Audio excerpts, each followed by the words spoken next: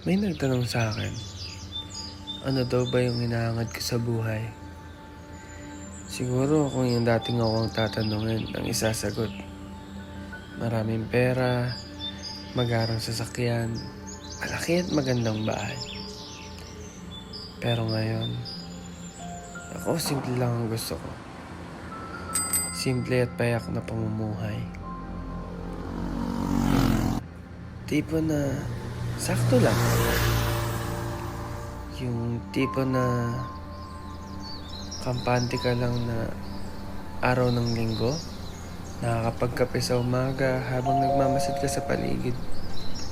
Hindi ka nagmamadali.